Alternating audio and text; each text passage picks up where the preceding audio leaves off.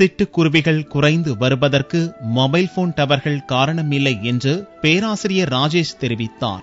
வாழ்விடம் இல்லாததுதான் காரணம் என்று சமூக ஆர்வலர்கள் கூறுகின்றனர். செல்போன் டவர் ரேடியேஷனுக்கும் சிட்டுக்குருவி அழிவுக்கும் எந்தவித சம்பந்தம் இல்லை. அண்ணா யூனிவர்சிட்டி ப்ரொஃபசர் நரசிம்மன் இதை ஒரு ஆராய்ச்சி மூலம் தெளிவுபடுத்தியிருக்காரு. இது அழிவுக்கு செல்போன் டவர் எதுவுமே காரணம். சில பேர் என்ன சொல்றாங்க அப்படின்னா, செல்போன் டவர்லயே சிட்டுக்குருவி கூடு கட்டி உயிர் வாழுன்னு சொல்றாங்க. இது ஒரு இதை வச்சு பார்க்கும் போதே செல்போன் டவர் ரேடியேஷனுக்கும் சிட்டுக்குருவி அழிவு எந்தவித சம்பந்தம் இல்லைன்றது நமக்கு கண்கூடாவே தெரிகிறது. இது இன்னைக்கு ஏன் கம்மி ஆயிடுச்சு அப்படின்னா, முதல்ல ஒரு மொபைல் டவர் அப்படின்னாங்க. அப்புறம் அது சரியான காரணம் இல்லை அப்படின்றாங்க. அப்புறம் சில நிகழ்வுகள், சில ஆராய்ச்சியில் என்ன சொல்றாங்கன்னா, நம்ம வாழ்கின்ற வாழ்க்கை கட்டமைப்பு, வீடுகள்லாம் முதல்ல இருந்த மாதிரி ஓட்டு வீடுலாம் நம்ம இழந்துட்டோம். எல்லாமே ஒரு ஃபிளாட் சிஸ்டம் ஆயிடுச்சு. அங்கே இந்த சிட்டுக்குருவியில் கூடு கட்டுறதுக்கு உண்டான வாய்ப்பு மிகவும் கம்மியாயிடுச்சு. ஒன்று. ரெண்டாவது, அந்த கால முறைப்படி நம்ம அரிசி ஆலைகள் மற்றும் வீட்டில் புடைக்கிறது, அந்த தானியங்களை வெளியே போடும்போது அதை சாப்பிட்றதுக்கு உண்டானது, அப்புறம் இந்த மாவரிசி கோலம் போன்ற பழைய கால முறைகள்லாம் நம்ம இழந்துட்டோம். எல்லாமே நீ கோலம் முதற்கொண்டு எல்லாமே நம்ம பெயிண்ட்ல வச்சாச்சு. இந்த உலகம் நமக்கானது மட்டுமல்ல, மனிதர்களுக்கானது மட்டுமல்ல, சிட்டுக்குருவி போன்ற அனைத்து உயிரினங்களுக்கும் பொதுவானது.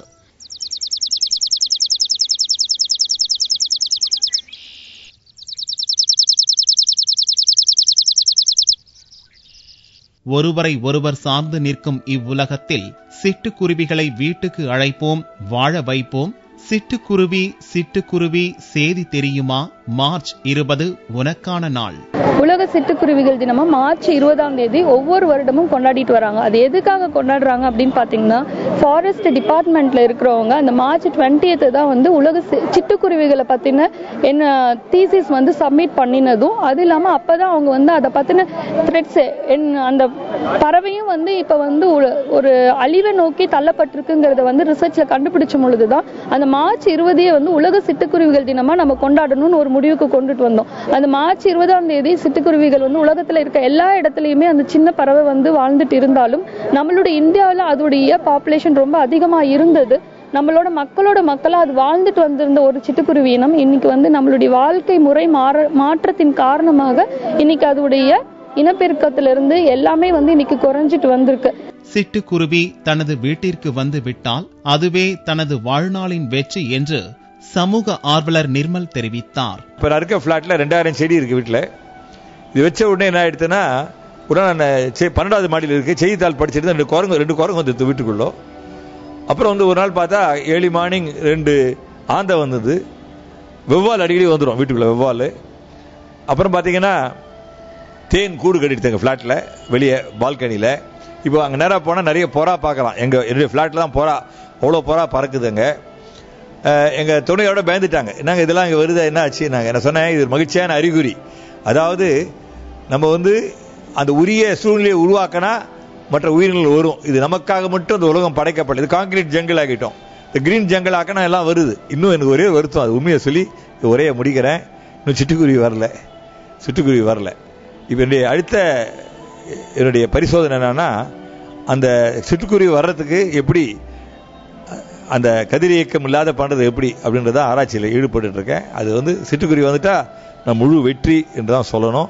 இன்றைய காலகட்டத்தில் புது தொற்று நோய்கள் பரவி வரும் நிலையில் சிட்டுக்குருவிகள் நம்மை காப்பாற்றிக் கொண்டிருந்தன என்று இயற்கை ஆர்வலர் வனிதா தெரிவித்தார். எல்லா பறவைகளுமே நம்மளுக்கு முக்கியம் தான். சிட்டுக்குருவி எதனால முக்கியம் அப்படின்னு பாத்தீங்கன்னா, இன்னைக்கு எல்லா பக்கமும் பரவிட்டு இருக்க ஒரு நோயின்னு பாத்தீங்கன்னா டெங்குவும் பன்றி காய்ச்சலும். அது எதனால வருதுன்னு பாத்தீங்கன்னா ஒரு சின்ன வைரஸ் தான். இப்ப இந்த சிட்டுக்குருவி நம்ம வீட்டுக்குள்ளேயே வளரக்கூடிய ஒரு பறவை. மக்களா வளர்றதுனாலதான் அதை ஊர்க்குருவி, வீட்டுக்குருவின்னு சொல்லுவோம். ஹவுஸ் ஸ்பேரோன்னு இங்கிலீஷ்ல நம்ம சொல்றோம். அந்த பறவை நம்ம வீட்டை சுத்தி இருக்கும் பொழுது அதுல வரக்கூடிய அந்த வைரஸ் கிருமிகளை அது உணவா அது உட்கொண்டுட்டு இருக்கும் பொழுது நம்மளுடைய மக்களுக்கு பழைய காலத்துல இருந்தவங்களுக்கு எல்லாம், முன்னொரு காலத்துல எல்லாம் உங்களுக்கு எந்த ஒரு நோயுமே நம்மளுக்கு வராம இருந்தது. இன்னைக்கு நம்மளுடைய ஹவுஸ் மெத்தட் ஃபுல்லா வீட்டு கட்டிட முறைகள் மாற்றம் ஏற்பட்டதுனால அதனால கூடுகள் கட்டி அதனால இருப்பிடங்கள் இல்லாதனால அந்த பறவை இனம் முற்றிலுமாக அழிவை நோக்கி தள்ளப்பட்டு விட்டோம். அதனாலதான் நம்மளுக்கு இன்னைக்கு நோய்கள் அதிகமா பரவிட்டே வந்துட்டு இருக்கு.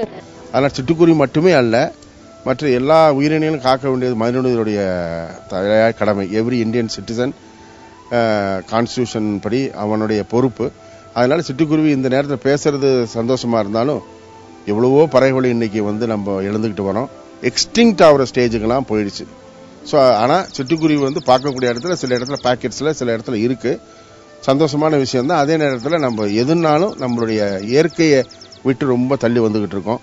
அதனுடைய வாழ்விடம் அதனுடைய சூழ்நிலை கெடுக்காம மனிதனுடைய இந்த கிரீடினஸ் பேராசையை கம்மி பண்ணி தனக்கு உண்டானதை கரெக்டான இடத்துல அவன் கண்டென்ட்டா இருந்தானா நம்மளோட சேர்ந்து அதுங்களும் நல்லபடியாக வரும்னு நினைக்கிறேன்.